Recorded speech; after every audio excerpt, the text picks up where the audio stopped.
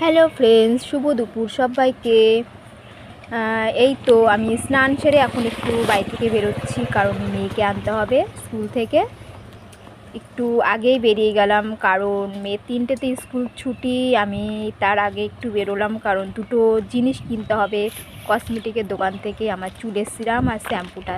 ওই কারণে ভাবছি একটু আগে থেকে বেরিয়ে আসি, কারণ 3টের পরে না দোকান বন্ধ হয়ে যায় গো।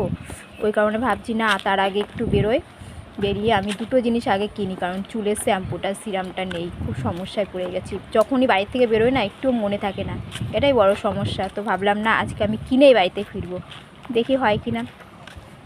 ঠিক আছে, এই তো সামনে আবার মায়ের মন্দির, একটু দর্শন করে নিই, কারণ মাকে দর্শন না করে বেরোই না বাড়ি থেকে, ঢোকার সময় আর বেরোনোর সময়। এটা আমার অভ্যাস বিয়ের পর থেকে, এটাকে আমি করে আসি।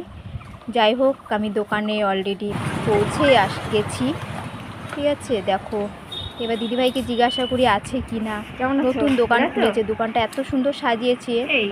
দিদিভাইকে জিজ্ঞাসা করছি, দিদিভাই বলছে না তো, ওটা নেই। যেই কোম্পানির আমি ম্যাট্রিক্সের শ্যাম্পু স্টিকের সিরামটা ব্যবহার করি, সেটাই নেই। বলছে সব তুলেছি, ওই দুটো তোলা হয়নি। নতুন দোকান ভাবলাম আসি, আর পাশে সব দোকান বন্ধ। ঠিক আছে, তো ভাবলাম দিদিভাই দোকানটায় আসি। আর এইদিকে কাণ্ডখানা দেখেছো, এত সুন্দর বাড়িটার সামনে দাদুটা মনের আনন্দে ঘুমোচ্ছে। কি যে মানে সুখে ঘুমাচ্ছে জানি না, দিদিমার স্বপ্ন টপ্ন দেখছে কিনা। ঠিক আছে, আরাম করে ঘুমাচ্ছে। এই যে আমার মেয়েকে স্কুল থেকে নিয়ে চলে আসলাম, কারণ স্কুলের সামনে আর ভিডিও দিলাম না, কারণ লোকে খুব খারাপ ভাববে।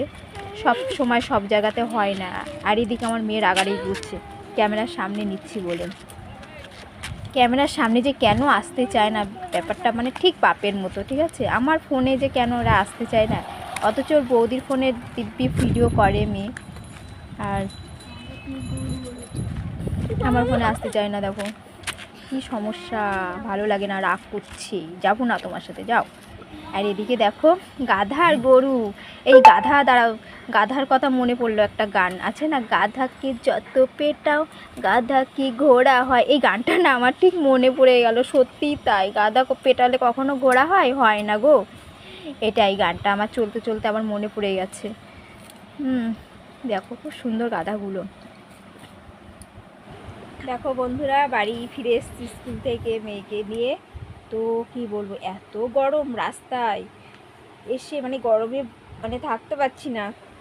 তা ভাবলাম একটু ফ্যানটা চালিয়ে একটু রেস্টটা নিয়ে নিই, তারপরে দুটো খেতে হবে, খাবো। খেয়ে দিয়ে আজকের আমার ছুটি, তো তারপরে একটু ঘুম দেবো।